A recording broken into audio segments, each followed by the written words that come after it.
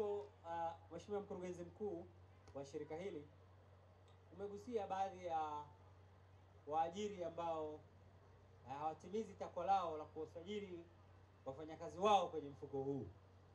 Na kwa kuwa ni takwa la kisheria, natumia fursa hii kuwakumbusha waajiri wote ndani ya mkoa wa Mbeya na kuwaomba wakuu wa wilaya kusaidiana na management zako ndani ya maeneo yao kuhakikisha waajiriwa wanatimiza takwa hili kwa manufaa yetu sisi wafanyakazi wao.